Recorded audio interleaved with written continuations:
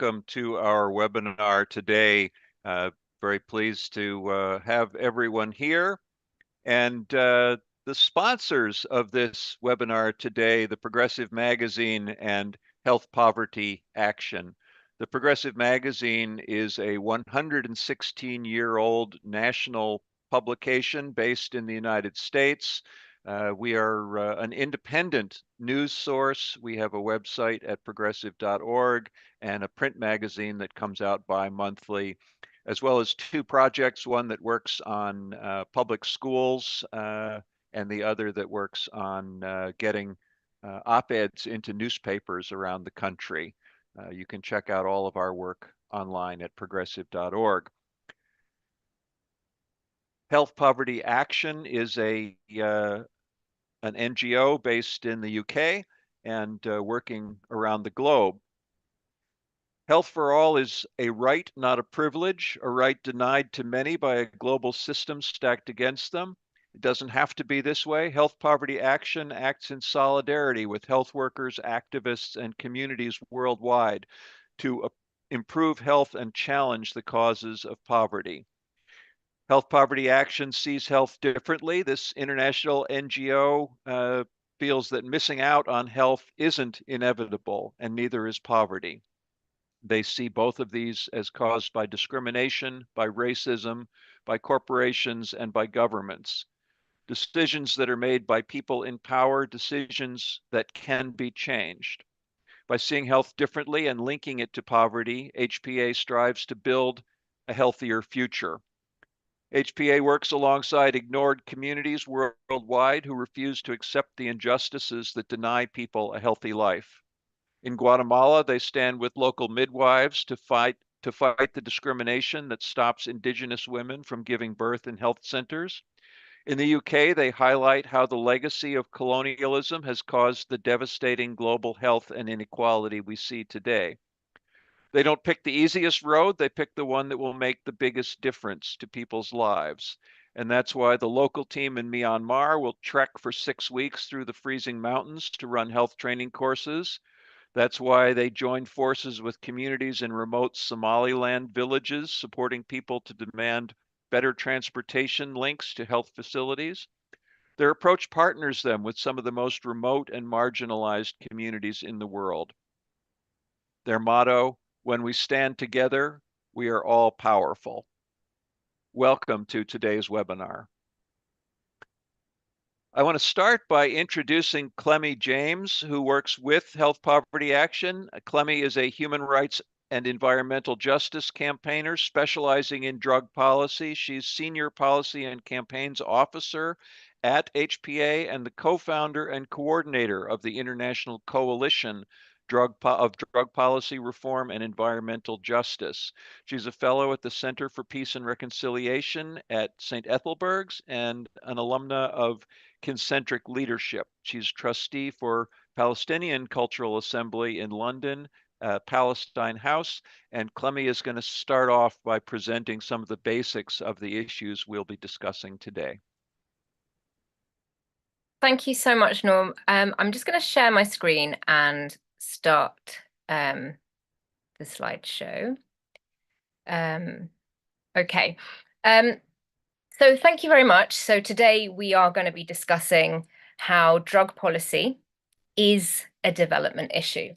And perhaps we will also be able to understand by the end of this hour together how the absence of drug policy within the wider development sector and the wider development goals has cost lives and has also created a deeply problematic system that we need collectively to repeal. And I'm going to take us through what prohibition is and how it undermines the wider development agenda, or we could call it the Sustainable Development Goals. And at the end of my little talk, we will cover why Health Poverty Action has started to explore what legal regulation of the drugs trade could look like for development.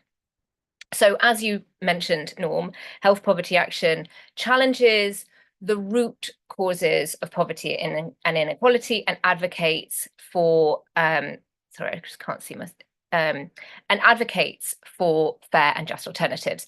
So that does actually mean actually identifying what those root causes are, even if there is discomfort in doing so.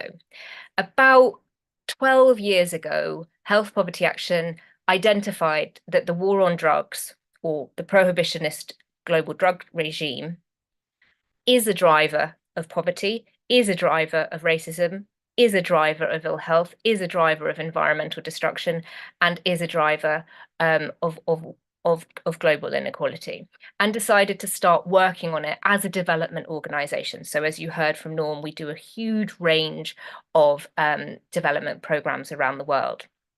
But there has always been this core part of us that works on trying to bridge the gap between drug policy reform and development.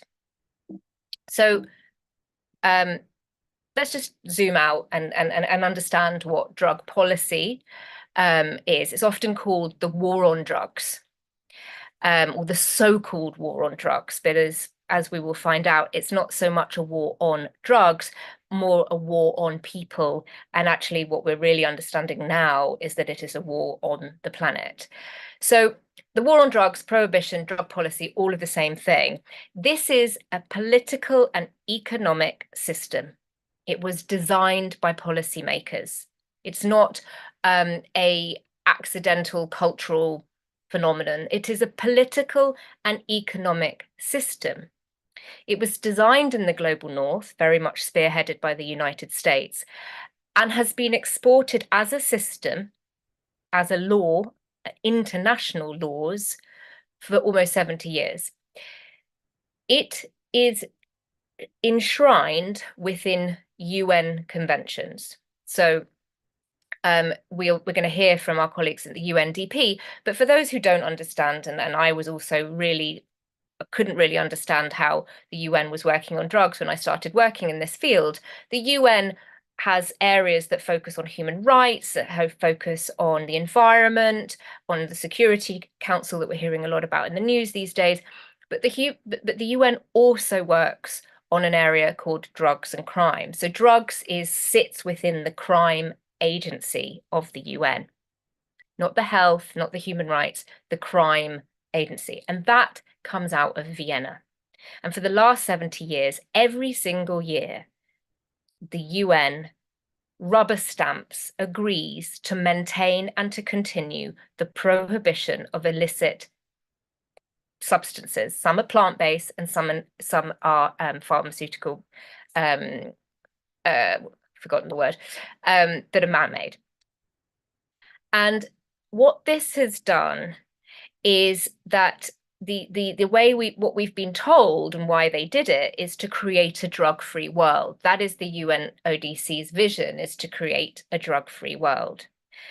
But what has actually happened is that it has created a $1 trillion shadow economy that runs alongside our other legal economies. When we make a product or a service illegal, but a product or a service that people need or want or use for a variety of different reasons, maybe that's traditional, maybe it's pleasure, maybe it's medicinal, maybe it's cultural, maybe it's religious. But if people need that product and they want it, it doesn't matter whether it's legal or illegal. They will do what they can to make sure that they can get it.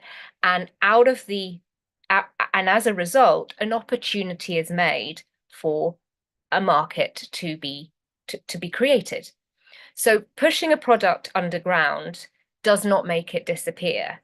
In fact, it creates that market with zero regulations, zero accountability, zero transparency, and it adds risk. And when you add risk to any service, you have to add value because of the level of risk and violence, because of the persecution of the criminalization side of it. So when you're adding that risk, you're adding financial collateral at each stage of the market. But what we're often not told, or we're not thinking about prohibition and drugs, is that it is a market. It's a supply chain. People grow these drugs are moved throughout the world, often in deeply ecologically fragile regions. And there is a very, very efficient, functioning economy. It's an illegal one, but it's a functioning economy. It is the UN believe it to be almost $1 trillion. That's the whole global drugs trade. Now, that's one of the 4th or 5th largest trades in the world. This is not a side hustle. The UN has rubber stamped a product to be illegal and has pushed it underground to create an opportunity for people to rise up and be into. I'm not saying that that isn't problem, you know, that there's no the problem is that we aren't seeing this as an economic and political system. We have been told it's a moral, cultural crisis. But we are forgetting to look at the whole supply chain as a result of this political system. So hopefully this diagram is helpful to sort of think about what, when we talk about legal economies, what are the mechanisms that are available to us to mitigate harm? So we have banking and financial regulation. We have taxation, which funds public services. We have environmental safeguards. We make sure that children don't work in the trade. We make sure that people have labor rights. We ensure that there are government systems, there are judicial systems that make sure that if you're badly treated in the trade, you can sue your boss. We have an entire infrastructure that means that there are checks and balances on a trade. Oh, sorry. Apologies. When an economy is illegal, these disappear. The only thing that is left is the goodwill of those in the trade. But that isn't what we see. And the drugs trade is one of the most violent trades in the world. So instead of banking, we have to hide that money. You can't take vast amounts of cash to the bank. We have to hide that money. So money laundering becomes a critical part of that economy. There's no taxation. So not only is there no taxation, but we're also spending billions a year fighting the war on drugs. So we are draining public resources. There's pollution, deforestation, uncontrolled fossil fuel consumption, environmental destruction. There are no environmental safeguards for how plants should be grown, how they should be moved, where they can be grown out in the open, because people are always scared of being criminalized. There are labor abuses. There's vast amounts of corruption. Drug profits are a key asset of the drugs trade, is the profit that doesn't, as in like in the legal trade, doesn't have to be used for taxation. So that tax is used to corrupt every single stage of that supply chain to ensure that there is a smooth running, uninterrupted, everyone's turning a blind eye, and that trade is simply growing and growing. Now, what is, I'm just going to go into a little bit deeper as to like what happens when you create a law to make something illegal, because I think it's really helpful to think about this isn't invisible. This is happening. I live in East London. This is happening on my streets. This is happening in every single part of the world. You write a law to prohibit this product. You then are engaging the police to police the public and criminalize the public. You are enriching criminals because they are meeting the demand of the commodity. You are embedding corruption into the society, which harms communities. It removes resources away from communities to help those communities. It destabilizes communities, which reduces the community resilience. And it undermines governance. And throughout that whole cycle is the added element of extreme violence, because that is an asset to make sure that the trade runs smoothly. I think it's really important to have a little analogy around what happens when we police drugs and drug groups and drug cartels, because what we see in the newspapers and what we're told is that we need more police to catch more drugs, and we're removing the drugs from the public, we're taking drugs off the street, we're taking drug cartels off the street, we're putting people in prison, we're putting people in prison. But here's what actually happens, and there is no difference to what happens in the illegal trade as what happens in the legal capitalist system that we have, which is that if you have a city, so let's say you've got East London, you've got East London, West London, and you've got one cartel that runs one side of the city and the other cartel that runs the other side. The West cartel will ensure that some of their drug profits go into corrupting the police so that the police focuses on the East cartel. The police, this third group, will take down the East cartel. They'll put that on their front pages. They'll have photos of the tons and tons of cocaine that they've captured off the streets, or the tons of cannabis, which will disrupt the market for a very, very, very short amount of time. Because what happens is this other side of this city will just capture that share of the market. Excuse the hand puppets, but it's really important that we understand what we're actually doing with prohibition and the policing of drugs is we are creating monopolies. That is why these cartels are so powerful. We're not talking about people moving and growing small amounts of drugs. Those are the ones who are harmed by the current illegal system. But there are people at the very top and systems that are core to our public institutions that are enabling and playing a role in the growth of this trade. So the analogy, if Pepsi went down tomorrow, we wouldn't be drinking half the amount of fizzy drinks. All that would happen is Coca-Cola would take their share of the market. So we need to start applying current understood economics to the illicit drugs trade and stop thinking about it as this moral question that because it's illegal, we in the development sector can't be working on it. We absolutely have to be working on it.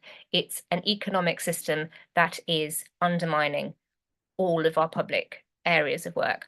So just to zoom in on the current environmental situation in particularly the tropics, because the tropical rainforests that follow the equator are also the areas that the climate movement are desperately trying to protect and save because of their abilities to capture carbon and the amount of biodiversity that these regions hold. Well, this is also where the three main drug crops are grown: coca, opium, and cannabis. And that means that the drug cartels that are running those three trades are occupying and thriving within these critically ecological regions. And money from the drugs trade cannot go to normal banking systems. So what happens, and this, the example I'm giving you is the tropical rainforests in Latin America, for an example, but this happens all over the world in terms of other illicit economies. The profits from the drugs trade get reinvested into other illegal commodities. They use other illegal commodities as banks and to diversify business, just as we do in other legal trades. A core part of why this is relevant to development is that within development, international development, sustainable development, what we are trying to do is create functioning systems that uplift people who are vulnerable, communities that are vulnerable, to ensure that they have what they need, that their needs are met, and that harm is displaced and reduced. But if drug profits are constantly being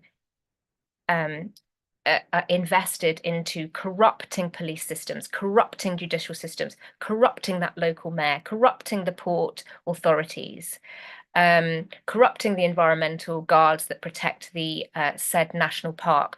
If those drug profits are constantly going into corruption and undermining governance, then we are going to, and we do, and we are experiencing, we have societies that have weak public infrastructure. They have dysfunctional public services and a diversion of public funds, because as I said earlier, taxpayers' money is being used to pay for fighting the war on drugs. And that's military in many cases, or the police in many cases, or the Navy in certain cases. Vast amounts of money is spent on arresting and locking up particularly vulnerable groups of people. You have heard many times, most likely, that the war on drugs is a tool for social control. We in the environmental area, in the Coalition for Environment and Drug Policy Reform, we understand that it goes further. It is in fact a tool for extractivism. It is a useful system that is enabling the rampant extractivism that is happening in critical regions. And that is having an impact on weakening climate resilience in these regions, which then means that we are not going to be able to protect the most vulnerable.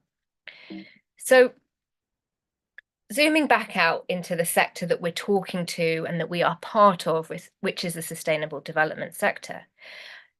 The sustainable development sector came up with the 17 goals that we need to meet by 2030. If we start to analyze how this political and economic system of the current illicit drugs trade actually works, it is undermining almost all of those 17 goals. And that is a complex web of harm, but it is one that we should be, as a duty in this social justice sector, to be speaking up about and to be tackling. That is why we were set up as organisations, to talk about what is taboo and what is harming communities. And drug policy is harming communities from the very bottom all the way to how public financing is being distributed. So at Health Poverty Action, we've been exploring how drug policy intersects with sustainable development. And a couple of years ago, we started looking at what would, the two questions, how does drug policy affect certain areas, and what areas of those 17 are absolutely might achieve their goals if prohibition was repealed. So what is the harm of prohibition doing to these other sectors, and what are the opportunities and what are the risks of repealing prohibition? Repealing prohibition, another word for that, is drug policy reform. What would it look like if we transitioned the drugs trade out of this shadow economy and into a legal economy? Because if it's the basis of it's harming the public, which is the origin of why drugs were prohibited, that is what we were told. Many of us think it was for other social control reasons of controlling certain communities. But if it's a question of harm, the two most harmful substances, the ones that have the highest death rates and health-related issues, are tobacco and alcohol, and those are heavily regulated. And those trades are not creating cartels. We have deep problems with corporations. That is undisputed. We have huge issues with corporations and lack of accountability within corporations. But we do have those mechanisms in the first slide that I showed that are available to us to reduce harm. When it's in the shadow economy, we don't have those mechanisms. So the trade, as we've seen in the 2025 World Drug Report, is only getting bigger. So something's not working because the production of drugs has gone up, the consumption of drugs has gone up, the movement of drugs has gone up. So it's time for us to understand that prohibition is actually creating this market. It's actually stimulating this market. The way we police drugs and control these communities is stimulating economically this market, which is why our streets are flooded with drugs and it's extremely easy to buy drugs, despite there being a 70-year war about trying to stop drugs. Okay, so going back to this idea of what does it look like to repeal prohibition? What are the alternatives to prohibition? What does drug reform look like? We named and started to explore at Health Poverty Action the word legal regulation. Many organisations have done extraordinary work on harm reduction, and many organisations, and in fact many countries, have started to adopt decriminalisation. But we wanted to really look at it from a trade and supply chain perspective and look at what legal regulation could look like. And so we focused on 8 specific areas. We understand that designing policy can't be done in closed doors, can't only be done at the UN. It needs to be done with a multi-stakeholder and multi-sectorial approach and participation, ideally with with community participation leading the way, particularly communities that have been harmed by the legacy and current experience of the current drug wars. And we also really need to look at what other trades are doing. What is it that coffee, cotton, tobacco, these huge global trades, what are their best practices? What works, what doesn't? So I'm going to leave it there.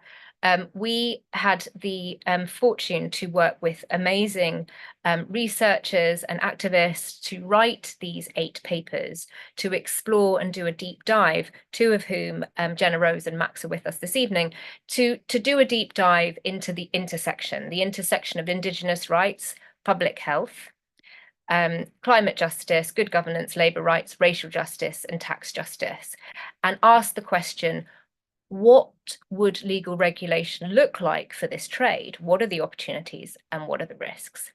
I'm going to leave it there. Thank you very much. I'll stop sharing, and really looking forward to questions in a bit. Thank you very much, Clemmie. We really appreciate that, laying the groundwork of what we're talking about today.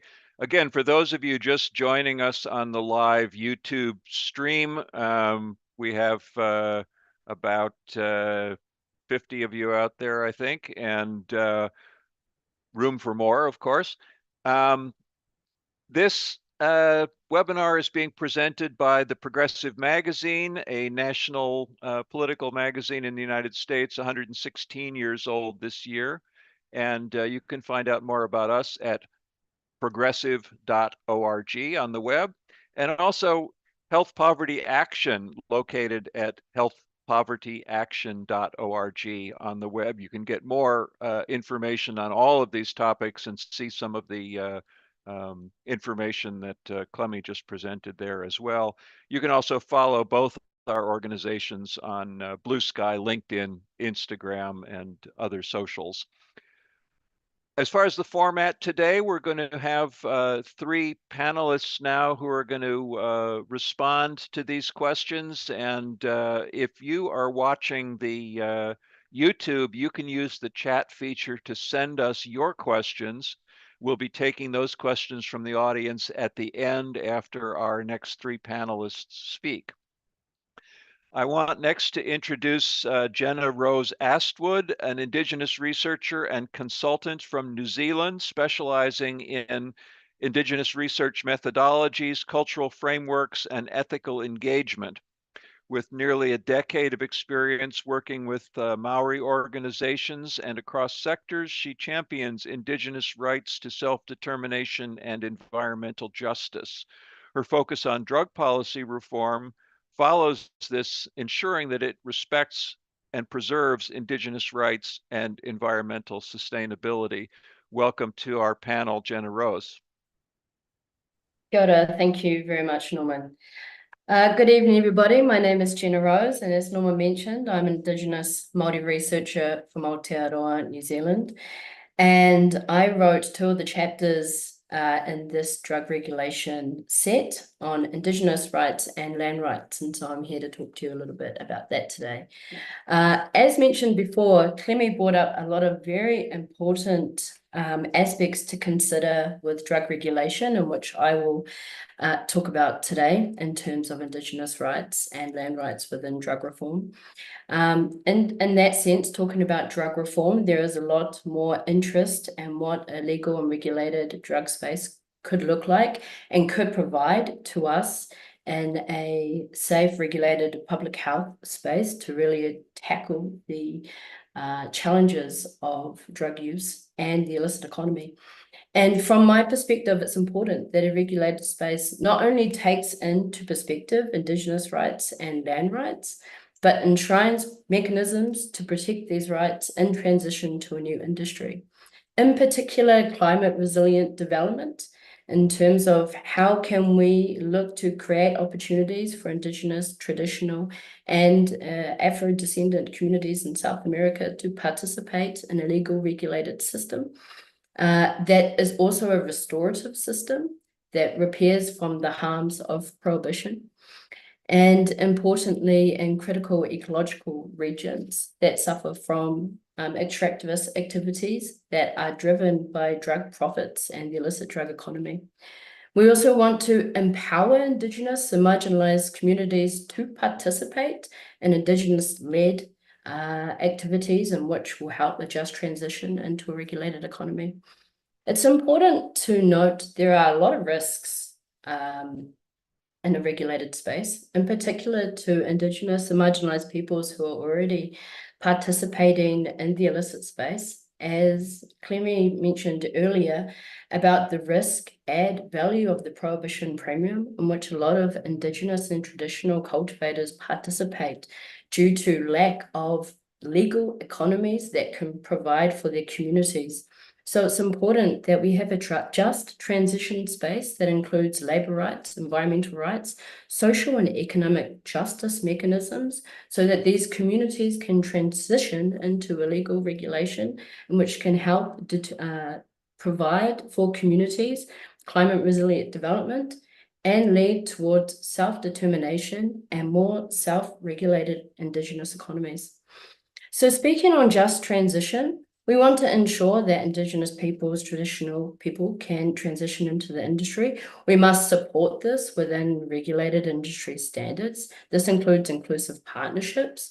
We want to have these communities be able to reach industry standards, which could include waivers and licensing, certification, even the diversification of the certification systems to include Indigenous, Campesino, Afro-descendant, especially in terms of coca and South America, knowledge into these certification systems so that we can have standards that are actually locally grounded in these economies so that we can avoid ecological monocropping, we can look to companion planting and permaculture and a new regulated framework that is shifted towards more climate resilient development.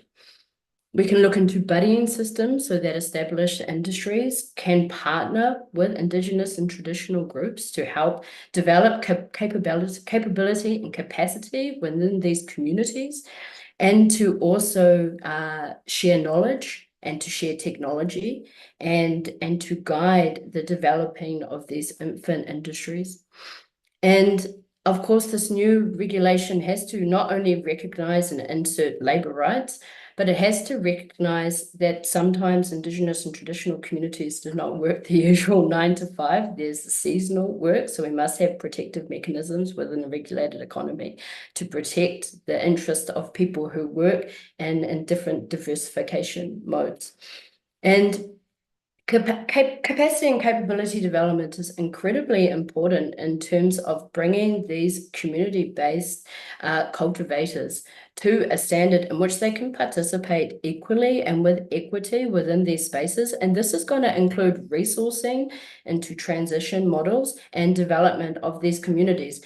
And not just the development of the trade, but also the necessary infrastructure that is needed to support the community to participate in these trades. And this includes looking at different health models. This includes looking at different housing mechanisms to support communities to participate with equity within regulated markets. It's incredibly important we set this infrastructure around these communities so that they can participate equally, in particular, a drug economy that can quickly become corporate captured. I think when we look at something like prohibition, which can in some ways be defined as a war on plants, we don't want to shift to regulation where we there create a war for plants. So it's quite important that we have these mechanisms in place to protect Indigenous and traditional growers in the industry, and in particular, protect non-drug use of these plants. In terms of intellectual property rights and the protection of biological heritage from a traditional mindset, a lot of traditional cultivators and Indigenous cultivators might not necessarily want to be producing crops for drug use. They want to look at alternative uses, nutritional uses, food uses. There are a lot of different medicinal uses for these plants. We don't want them to be caught within a regulated traded system through things like patenting and seed licensing. So it's incredibly important we ensure that these communities are still able to have access to these cultivations and develop cultivations for non-drug use without being forced into contributing to a regulated market. So it's also important, so we've talked about these issues in terms of Indigenous communities and how we can support the just transition into a regulated market. It's also important that we install agrarian reform, because land rights and territorial rights are incredibly important to not only protect in a regulated economy, but ensure there are mechanisms in place for people to protect their land tenure. If we're looking at, per se, a booming economy for regulated drugs, there's going to be a lot of desire for land. And often land titling systems, particularly in South America, where we see a lot of plants cultivated for drug manufacturing, these systems are insufficient to secure land titling for Indigenous, traditional, and Afro-descendant communities. So we need to ensure that the just transition into a regulated system includes agrarian reform, where we are supporting restorative justice by creating mechanisms for land not only to be returned to the communities in which it has been displaced from, but also a mechanism to support the retention. And not only the retention, but mechanism to support the development of this land into land not only to support the regulated economy, but to support food and community economy. And we need to ensure that there is going to be appropriate uses of the resources in the land and in these spaces. So if we're looking at a new regulated industry, of course, there's going to be looking towards growth, and growth, of course, needs more land. And this means that we need to ensure there are mechanisms for sustainable crop expansion, not only for the bigger corporate players, in which we need to ensure there are mechanisms to reduce the amount of land that is available for larger corporations who are coming into these areas that are predominantly in Indigenous, traditional owned, well, harbored-owned territories, in which they have easily been able to acquire land titling and land grants. So we must ensure that there are land titling systems that expedite Indigenous, traditional, and Afro-descendant land conflicts. We must have mediated land conflict resolution mechanisms available for people, so that, again, we can expedite land titling. And it's important that land is really protected to not be absorbed into a new drug trade, but is still available for community development and food resourcing. So this is really integral. And the last thing I want to talk about in particular is a new phenomenon I want to bring into drug reform, and especially as a guidance system for regulated trade, is ecological rights. So we're looking, as Clemmie mentioned before, we have a lot of extractivist activities that are driven and drive drug profiteering, especially in areas of incredible ecological importance in South America. And there are plenty of case studies available for people to research that give examples of illicit drug-driven extractivist activities in areas of important global diversity. Ecological rights could be a really important thing to guide a regulatory system by considering a plant not as an object, but as a subject with rights. We've done this in New Zealand with the Te Awa Tupua Act, which gives the Whanganui River in New Zealand the rights of a legal personhood. We've seen the rights of nature enshrined in the Constitution in Ecuador in 2008. And so over 40 countries have brought the rights of nature in across 500 different policy. And it is something that we need to look at, because prohibition is basically one of the strongest pieces of regulation that prohibits plants. And we don't really have other pieces of regulation that do this. We do not want the regulated market to capture plants. Prohibition does allow for the bioprospecting of plants, which means that corporations can go and they can take these plants and they can research them for whatever principle they desire to utilize them for, and then they can patent certain aspects of these plants. We need to ensure that that doesn't happen in a regulated industry, because we do not want to isolate these plants from traditional users, indigenous users, and also for the development of culturally appropriate therapy and harm reduction, and also for the utilization of these plants, not just in the drug market, and as I said, not just in food and the economy, but they can also be incredibly useful for remediation of the planet, especially if you look at the utilization of hemp in Belgium for soil remediation. So ecological rights is a way in which can be used to guide a legal regulated market to consider more plants more than just something to be appropriated. We definitely do not want to go from one appropriatory system to another one. So I want to leave you with this idea of ecological rights within drug reform, and just share with you a case study in which it has been applied in 2007 with the Wizarika indigenous community in Mexico filed for a constitutional injunction against mining licenses that have been given out by the government in areas that contained very rare peyote plants. And this injunction was utilized, and the mining activities were ceased, although the case is kind of in a standstill at the moment. I think that this is a great utilization of the rights of nature in terms of protecting not only biodiversity, but the plants itself. But if we had ecological rights in reform and potential new industry, it might help expedite these cases to have an outcome that is going to be not only good for the plants and good for the environment, but is going to consider the plants more than something objective, but as subjective in terms of ecological independence and the relationship that people have with plants. So I'm going to leave you with that today. Thank you very much for having me, and I will pass that back on to Norman. Thank you.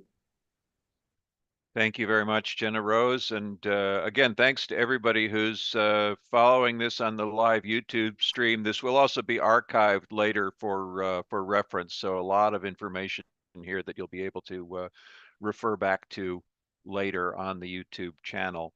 Also, please put your questions into the chat, and we will be responding to those later on in the program. We're going to have all of our speakers go first, and then we'll be taking questions from you, the audience.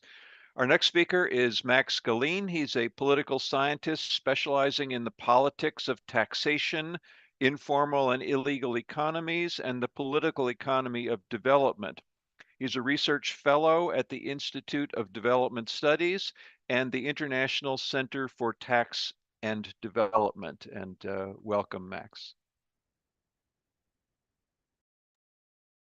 Thank you very much, Norman, and thank you to the Progressive and Health Poverty Action for having me.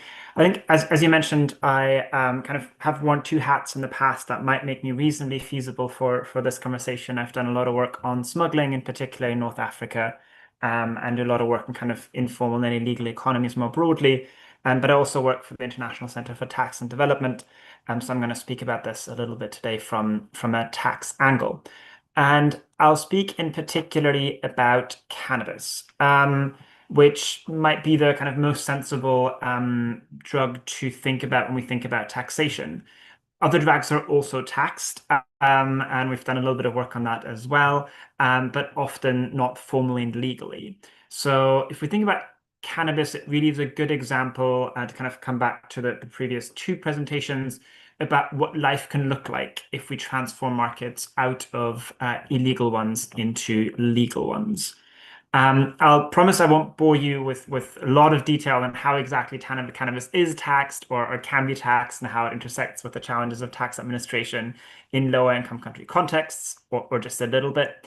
But I think it provides a useful case study to observe something larger that I think might be useful for this conversation and that I think kind of fits more wider thematically, which is that the way that we approach cannabis legalization can either reproduce old inequalities or become a development lever. And the difference there isn't kind of legalization versus prohibition. It's how we design the legal market. It's the kind of terms on which the legal market is developed and how this happens internationally. And cannabis is an interesting case study because we're clearly seeing the emergence of legalized markets in a variety of countries and more countries. We see the emergence of this legalized market coexisting with an illegal market, both kind of in other countries, but also in the same contexts. And interestingly enough, we've seen recently, kind of after kind of the US and Canada kind of became very globally followed examples of countries legalizing cannabis production and consumption.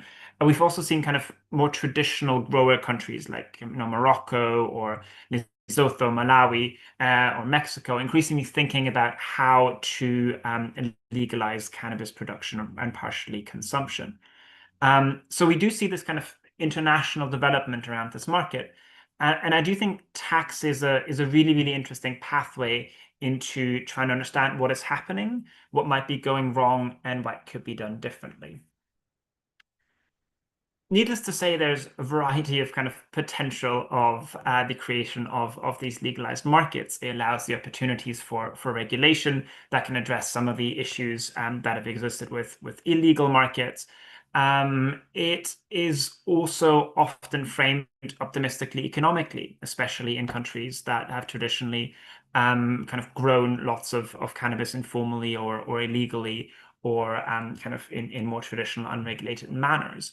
And when you look at kind of policy reports or public discussions in countries where legalization is discussed, these kind of very large numbers are often thrown around. There was a report earlier that suggested that 130,000 new jobs could be created in South Africa.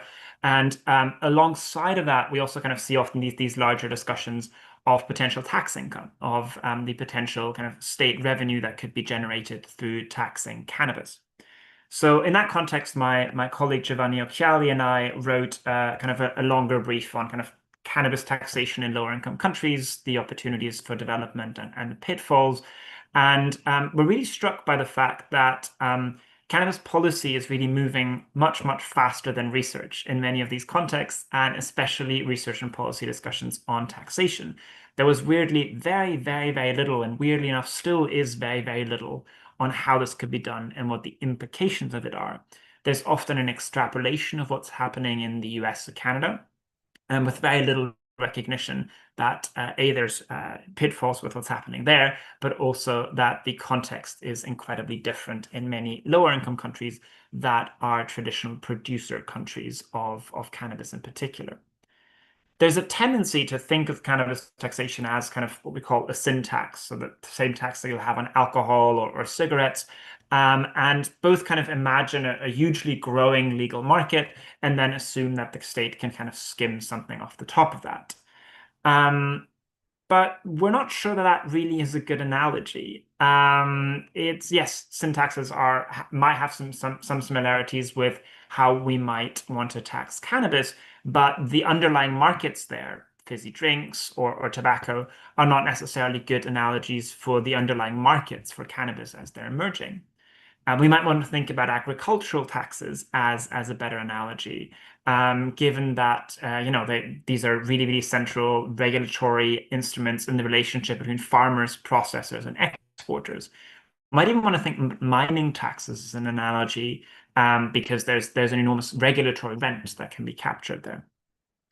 What all of these kind of considerations have in common is that we think it's really helpful here not to think of taxation as just something that governments kind of skim off the top of a growing legal cannabis market, but that it's part of market building. It's part of formalization, industrial policy. It's part of a wider question of how these markets are designed and of who benefits from them and why. So taxation really sits quite centrally at imagining the new legal market and the regulatory structure around it.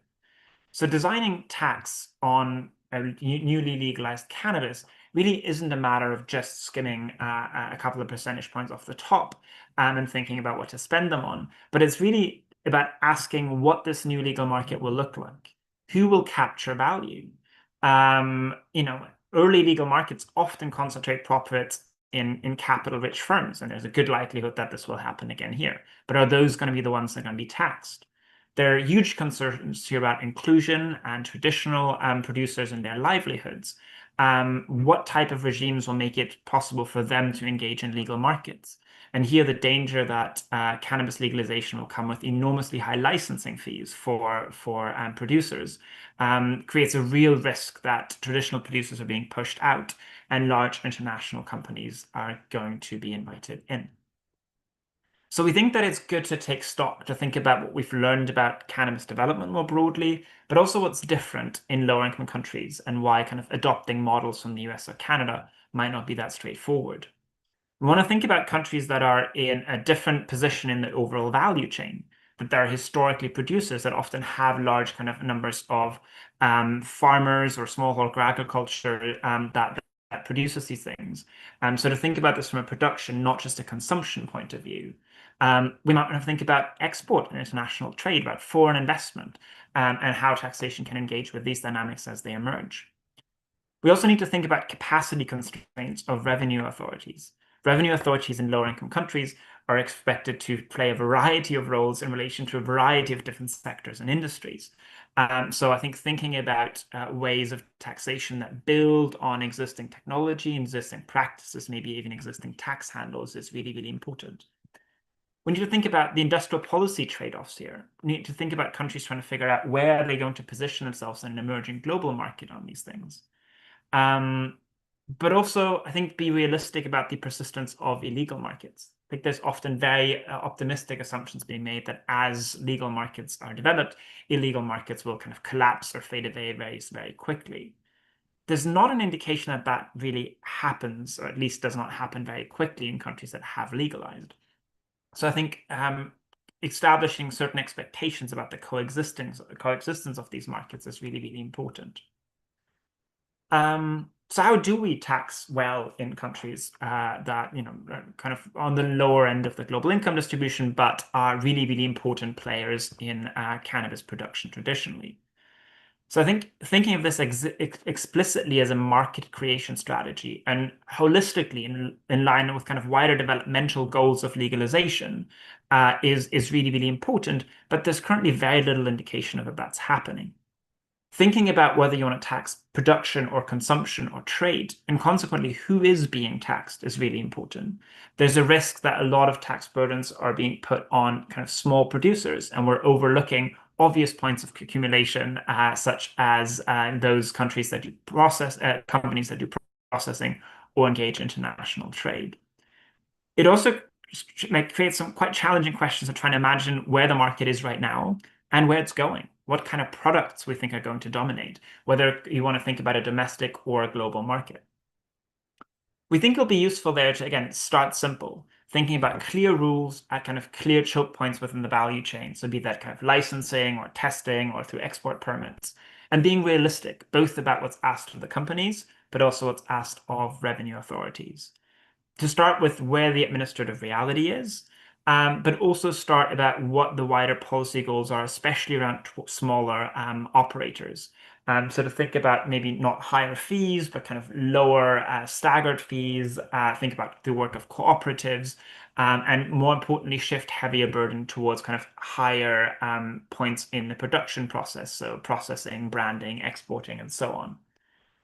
Perhaps most importantly, think about the international position that countries are in and the wider international dynamic that is creating. Which markets people are trying to sell to. Is it a global market? Is it a market more towards medical use, towards pharmaceutical use, towards recreational use? And that gets us back to kind of, I think, the overall story that taxation can help us unlock here, which is the international dynamic and the connection to trade and the kind of wider international political economy of legalization, and why it's important to think of this consciously as an industrial policy issue and not just as a tax issue or not just as a health issue or a justice issue. De facto, lower-income countries have traditionally often produced for consumer markets in higher-income countries and then kind of produced informally, exported, and imported illegally. Many of these markets, especially in North America, are now creating their own production. This production is increasingly capital intensive and creating new products. It's creating these products fast in large amounts and creating products that are difficult for traditional producers to create. So I'm in London at the moment, but I used to live in Brighton, and I think the cannabis that you could buy on the street in Brighton or in the UK more broadly traditionally is produced in northern Morocco and is usually kind of resin or flowers. Those are dried and exported illegally and supply most of Europe. But over the last couple of years, increasingly what you can buy here is edibles from California. In plastic packages with grams printed on them and all that kind of stuff. So like there's a shift in the types of goods that are being sold. There's a shift in how both the legal and the illegal market globally are developing.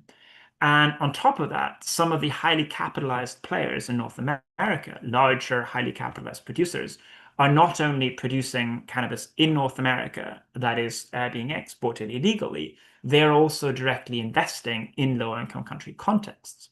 And tax policy plays a role in that. So, for example, in Lesotho, you can buy cannabis farming licenses. However, they usually start at around $350,000. So that allows a very kind of low number of producers in the market, but also selects what type of producer can get into this market. And we see that large companies from the US and Canada, for example, are increasingly getting involved in traditional production markets in low-income countries. So there's a real risk that as these markets are kind of slowly and kind of unevenly legalizing in different parts of the world, we will have seen kind of a flip of the different roles of different actors. And that kind of at the end of the process, we'll look at it and we'll see that the income, including the tax income that can be used by states for health policies and social justice policies, will be concentrated in high-income countries and not in those places where these goods have traditionally been produced. So kind of to think of little asks from the tax angle or from the tax world for a drugs and development agenda is really to think of this holistically, not just as an industrial policy issue, not just as a syntax issue, but as an industrial policy issue as well. To not think of tax as just another thing you add to the list of that would be good about a legalized market, but something that needs to be very central to how we think about the creation of that legalized market. To think about a long-term perspective, to be realistic about revenue, to not be easily kind of persuaded by some of the very large numbers that are out there, and not to make this kind of a quick tax grab, but think of it as a part of conscious market creation and trying to create better markets. We have various examples of other markets, and tobacco is an excellent example, that were legalized but created enormous global oligopolies, and there's a real danger that this will be repeated here. We often say that policy makes markets and markets make policy, and this is, I think, one of the most important and most interesting case studies to watch for that, and taxation is a really key part of that. So I hope with that I have not entirely bored you, and I will hand over to Norman, and thank you very much again for having me. Thank you very much, Max. And we have one more speaker. Again, at the end, we'll be taking your questions. You can address a question to an individual about a specific topic, or you can address a question to the whole group. Our next speaker, Boyan Konstantinov, is a policy specialist with the United Nations Development Program with expertise in human rights, gender equality, LGBTQ+ rights, and drug reform. Welcome. Thank you very much, Norman. Can you hear me, colleagues? Great, and thank you to HPA and the Progressive for convening this discussion and for inviting UNDP. This is a very important discussion to have because, as we know, from Agenda 2030 and the SDGs, drug-related matters and drug policy matters are underrepresented or barely present at all. We are discussing this in the SDGs only in the context of substance abuse, and clearly this is much more than substance use, much more than health or criminal justice issue. It is fundamentally a development challenge, but also an opportunity. So this is a critical discourse. I work at UNDP, which is the development program of the UN. So you might be a little surprised, why are we here? And UNDP has a lot of work that is focusing on HIV as one of the co-sponsors of UNAIDS. And this is how we are involved in supporting countries to carry out law and policy reform that would enable to improve HIV responses. And this includes drug laws and drug policies that directly impact HIV responses. As we know, depending on the systems that you use, people who use drugs are 14 times more likely to acquire HIV. Women who use drugs are even more likely to acquire HIV and to be negatively impacted by punitive approaches to drugs. And it's very important to look into what we call the legal and structural drivers that impede responses to drugs in the context of health, and that could also catalyze them. But we're going to talk about something a little different now, and this is the topic of development and development challenges. So this is linked to a different mandate of UNDP, the broader development mandate. And ever since Agenda 2030 was adopted, and the SDGs and the pledge, very importantly, to leave no one behind and to strive to meet the needs of those left farthest behind first, became our roadmap.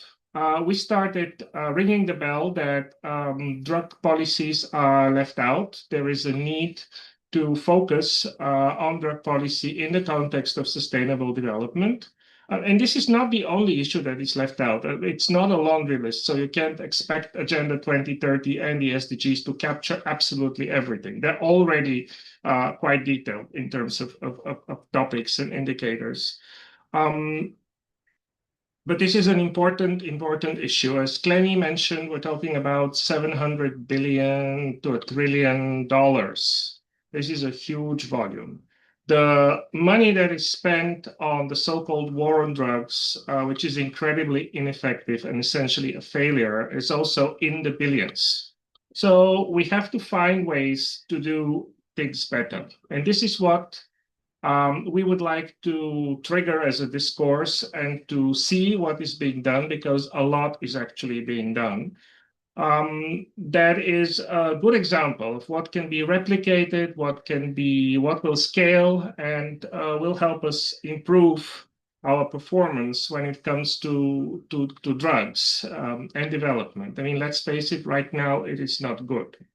I will not go into the history of how the 3 drug conventions came into play. I will only share my experience based on what I see at the CND, the Commission on Narcotic Drugs, and other international fora that tackle drugs in various aspects.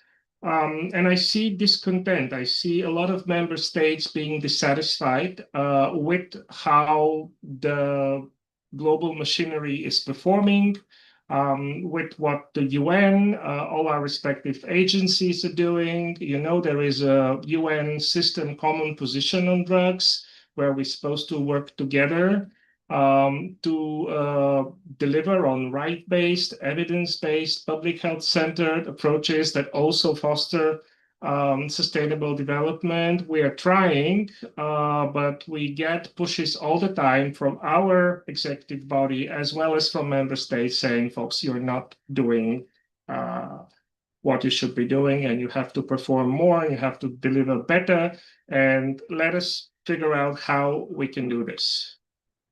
So as you know, at the CND this year actually, in the spring, there was a resolution that calls for the revision of the drug policy machinery.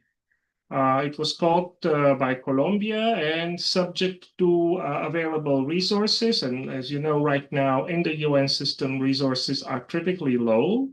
There will be such a revision by an independent, supposedly expert of a panel of experts, and they will deliver their report, ideally, if everything goes as scheduled, in 2027, if I'm not mistaken.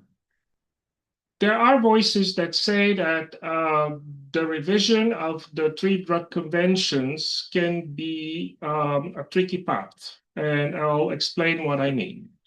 Currently, we see a lot of conservative approaches when it comes to politics and approaches to many things related to human rights, related to minorities, including related to drugs. So the concern of these voices is that if we open these 3 drug conventions for reshaping in the current political climate, we might end up with something even more restrictive and conservative and excluding and punishing than what we already have. So these voices argue, and I see the point, that we do have the toolbox, we do have the set of instruments that allow us to actually use the flexibilities that are in these conventions and apply human rights-based approaches while remaining compliant with the 3 drug conventions. And this is one of the reasons why UNDP partnered with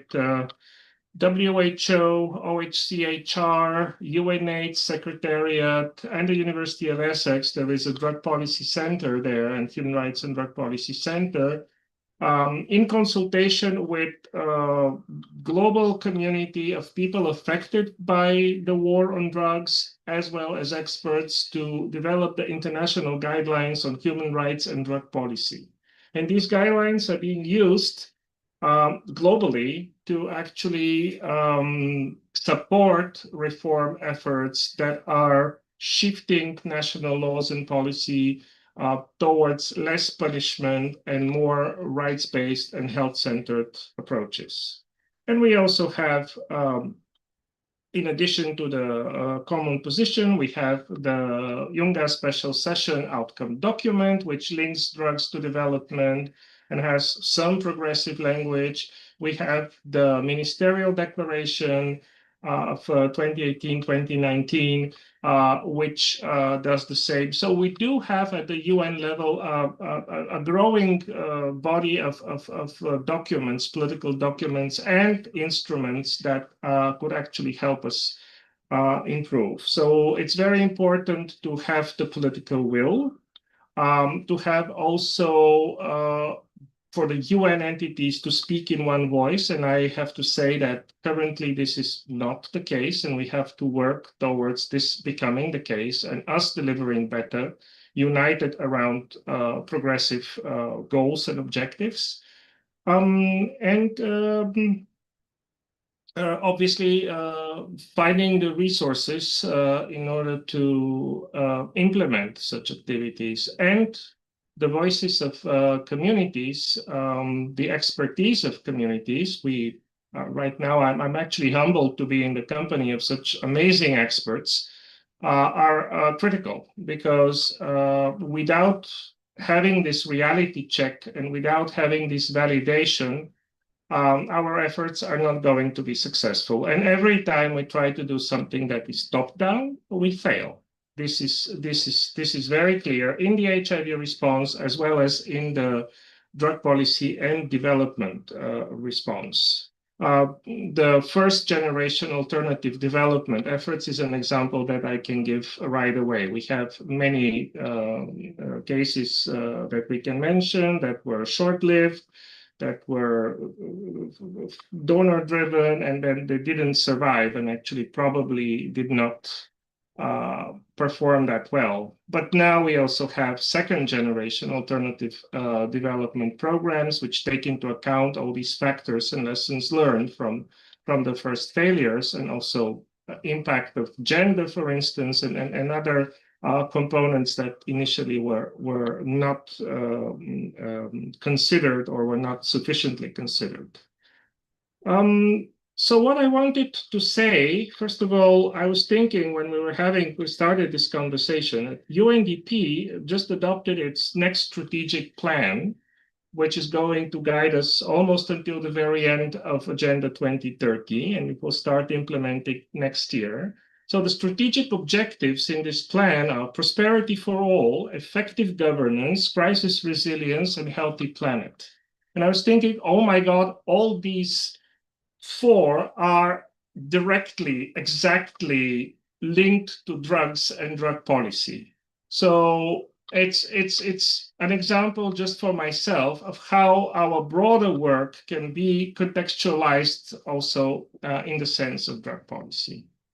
Now, what I wanted to mention is a discussion paper that UNDP is publishing next week. It will be launched hopefully on Monday on the margins of the upcoming General Assembly. And it is, what is it, like a 2-year effort at this point, which is the third paper in the series around drug policy and development that UNDP has been publishing, and it's going to focus on it focuses on what our speakers mentioned in many ways. One is the shifting, evolving field of drugs. So things are not the way they were 5 years ago, completely not the way they were 10 years ago. We're dealing with licit markets, and we actually don't know how to deal with licit markets. And what we see, and what is a big concern for UNDP and many other, I should say, progressive stakeholders, is the threat of corporate capture. It's basically us ending up with a luxurious product, a harmful luxurious product produced by multinationals with communities that were historically wronged by the war on drugs left out. We are seeing this happening in the United States, where I'm currently based in the context of cannabis. We're seeing attempts to patent, we're seeing attempts to use UPOV, and exclude traditional growers. We see how products are being marketed, how are they designed, and clearly I cannot get the little cartoon of the camel that was used by Reynolds Tobacco many years ago to advertise the Camel cigarettes. So we have all these things. At the same time, there is growing evidence about the environmental impact. It's almost funny at the CND sometimes you see comprehensive information on the harmful environmental impact of precursors, of various chemicals that are being used to produce drugs, of the actual drugs that are going into water and in the air, but you don't see much about the harmful impact of crop eradication efforts. And there is evidence, which we also have to merge when we're having an honest conversation about what is the environmental impact of drugs. So we saw that a lot of it even in the 2025 World Drug Report. There are chapters that are super useful, and for the first time, we actually see the credible, evidence-based, verified information on the impact of new substances.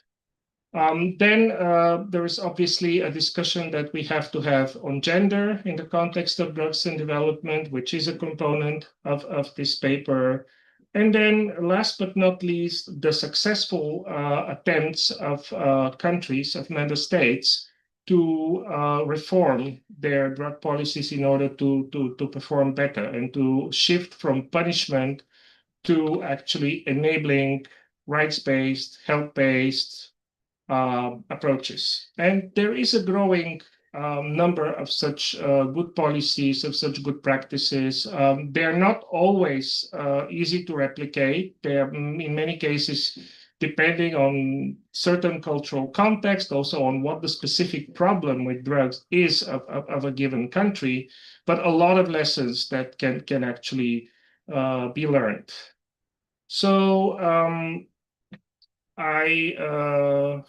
stay tuned. This publication is going to be live starting Monday of next week.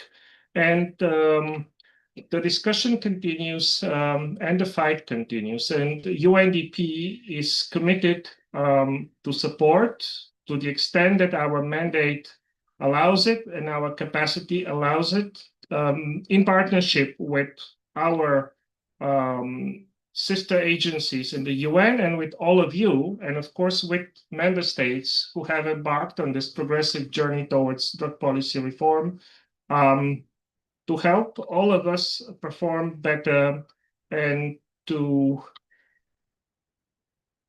end, reverse, and rectify the harmful impacts of the so-called war on drugs, which is also ineffective way to handle resources and does not really yield any kind of benefit to livelihoods and prosperity. Thank you very much.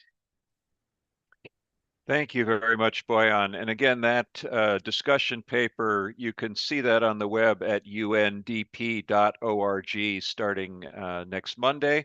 And also, you can go to the website of healthpovertyaction.org for a lot of other information on this topic that we've been talking about today. We're going to now go into the question portion of the program, and I've got some questions I'm going to pose to all of the panelists here, and you folks can sort of jump in whichever order you wish. Again, our panelists, Jenna-Rose, Astwood, Clemmie, James, Max, Gallien, and Boyan Konstantinov, all available for your questions here. And this YouTube will be archived on the internet, so you can go back and get a lot of this great information again if you weren't able to listen to the entire thing. It's interesting, I was thinking about the fact that it was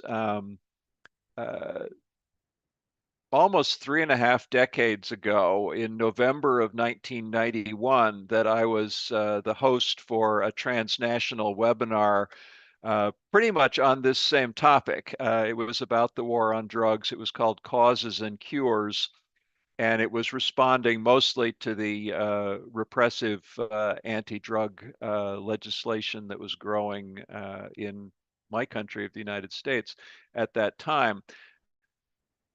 Some things are different. The technology of doing an international webinar is certainly different than it was 35 years ago. And some things are unfortunately very much the same. And so I guess I'd like to start by asking all of our panelists to talk about what are some of the pitfalls of reform and changing these drug policies, which we have just noted cause so many problems. The obviously opposition of governments, police, the corporate sector. But if any or all of you could respond to that, what are some of the pitfalls to change? And I guess what are some of the mechanisms to create change, legislation, public pressure, and so on?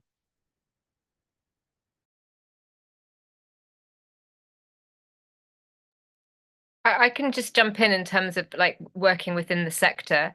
I'd say a massive pitfall or a barrier is that one of the greatest successes of prohibition has been stigma, to the point that we have evidence, analysis that shows that current drug policies are undermining sustainable development goals, and yet we do not have NGOs from the development sector the Oxfams of this world actively, openly talking about the role of drug policy on the people and the areas of work that they work on. And you know, part of our work at HPA has been to bridge that conversation, and it's a very, very difficult one because organizations are nervous to lose supporters or nervous to lose funding.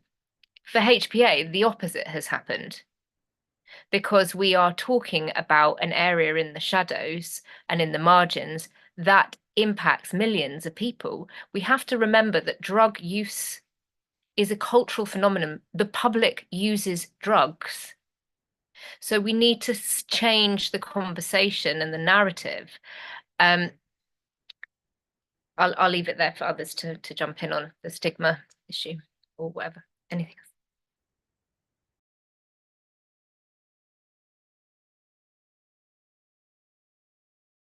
else? I can jump in to buy everybody else some time and make 2 points. One a little bit more on message for me, and a different one. So, I mean, having talked about kind of legalization and the emergence of some legalized markets, I think the policy design of that is a really interesting challenge for legalization, to the degree that we've seen legalization done poorly, and as a consequence, I think partly lost public confidence in it, lost former allies to arguments for legalization, who have either seen, you know, like way too many cannabis stores show up all over the center of town, or have seen then the mass concentration of resources and profits in the hand of a very few.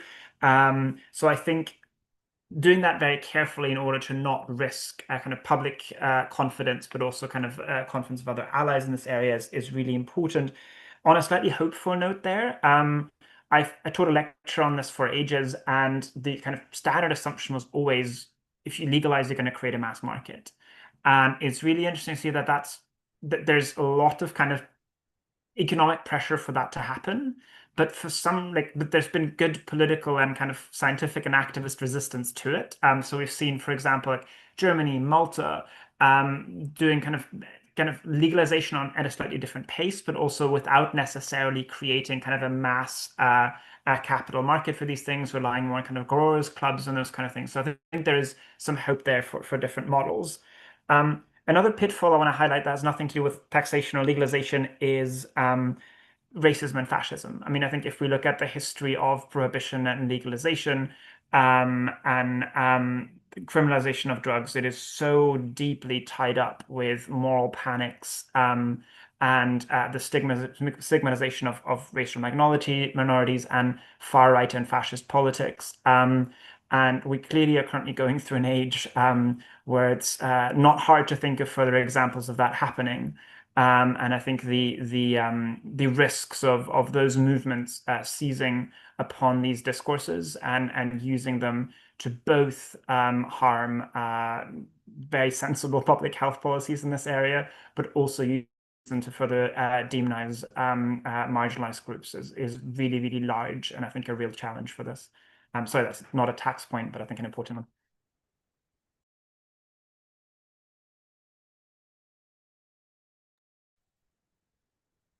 one. Sort of a corollary question from one of our Boyan's got his hand up. Oh, sorry. Oh, please go ahead. Sorry. Thank you. I think one important thing is to follow the evidence rather than serve ideologies. And what we see very often is that global efforts are led by instruments political that are informed by ideologies rather than driven by evidence. It's something that we have done in the HIV response very successfully, for instance, through the Global Commission on HIV and the Law, where we gathered compelling mass of direct evidence from communities and then from experts. And this is very, very hard to rebut. And it's happening. We see it. But I think it is more important for us to gather more recent and in a more comprehensive manner direct evidence from both communities affected by drugs as well as by experts, and to use international forums such as the Commission on Narcotic Drugs and other, including the General Assembly, where a special session on drugs is due, I believe, to actually present this evidence and advocate with decision makers for a change. Thank you. So a corollary question from one of our viewers to the webinar here is the totally transformative thing that these changes that we've been talking about could be, and how it could release finance for social development that would dwarf the overseas development assistance funds that are right now, as we know, being reduced in many cases. And so I wonder if panelists could speak about the benefits, the economic benefits, the cultural benefits, the health benefits, the benefits to equity, medicinal, and so on. And so I'll pass that around to the whole group, whoever would like to jump in. I'll just jump in there first. I think the benefits, in particular for Indigenous communities, to be resourced fairly in an equitable market, to be able to create and develop traditional medicine for culturally appropriate harm reduction services. They're not only going to serve the health situation of the community, but also going to be able to create opportunities also for the development of traditional uses of plants and crops for alternative food sourcing and alternative income revenue streams that are not associated with the drug market as well, can also feed into community development and community resilience. And to be able to have transitional pathways for these communities, in particular Indigenous and marginalized communities who are disproportionately impacted by drug prohibition, will lead more to mechanisms that are enabling and empower community self-determination. And that is only going to contribute widely to health, and in particular, again, culturally appropriate healthcare, culturally appropriate uses of these plants that are going to be not only economically beneficial for the community, but are also going to contribute to the development of social and cultural services that can only create resilience within communities, and particularly impacted by drug prohibition.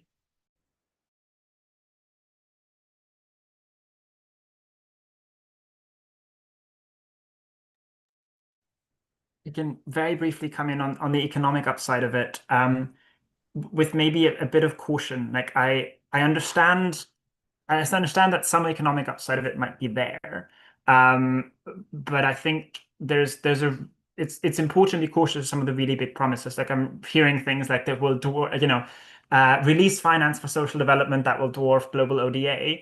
That might be true, but it might also not be in many contexts. I can see that it's a powerful argument for kind of this type of conversation. But I think there's a real risk that if legalization is done with that in mind, or if legalization is done with too much of a focus on kind of short-term revenue, we don't know yet what these markets are going to look like. We don't know yet how they're going to develop globally. So I think there's a real risk that if kind of the profit motive becomes too central of it, we'll make policy design choices that will hurt some of the people that we're trying to protect, and that will undermine some of the other benefits of this. So I think that's a real risk there. It doesn't mean that profit is not the possibility is not there, but I think there's really, really strong public health arguments, and it's sensible to lead with those. Thanks. We're just coming up on the end of our time, so we have to cut off the comments at this point. But I want to ask Clemmie to just say a couple of words here about next steps there at Health Poverty Action and how people can follow this work. And then I want to close with some thank yous to everyone. Thank you, Norman. And really, it's really amazing for us to have the UNDP with us today, because I think that we have to work, we work with communities, and we need to create that balance of working with the UN in collaboration, and start really examining what is the design, who's involved in that design, who is excluded and who's privileged in the design of reforms. And that's something that HPA is really working on. I really encourage people to look at those 8 different papers. There are recommendations for how you legally regulate through the lens of Indigenous rights, through the lens of land rights, through the lens of tax justice. Really encourage you to look at those recommendations. I also encourage you to look at the risks. We go through what are the risks for that sector. And use those papers as calling cards to the sector to begin working groups on Indigenous rights and drug legal regulation, on tax justice and legal regulation. There's so much more to this topic that we haven't been able to cover, but really I just want to end with this, which is that we're doing a disservice to the people that we say we work with by not talking about drug policy. So we really need to get over and park the stigma and start talking about drugs as an economic and political system that is harming communities all over the world. There is an alternative. We need to design that together. Thank you very much. Clemmie James, again, human rights and environmental justice campaigner at Health Poverty Action. Our other panelists, Jenna-Rose Astwood, an Indigenous researcher from New Zealand, Max Gallien, a political scientist at IDS and ICTD, and Boyan Konstantinov is a UN Development Program Policy Specialist. And thank you all for joining us throughout this program. Again, the YouTube will be available on the internet for later reference. Also, in the description of the video, you can see a link to those papers that Clemmie was just referencing. And Boyan's discussion paper, which will be at undp.org starting on Monday. For more information on the internet, healthpovertyaction.org, and also my publication, progressive.org, the Progressive Magazine. And thank you all very much for joining us today for this wonderful and informative discussion.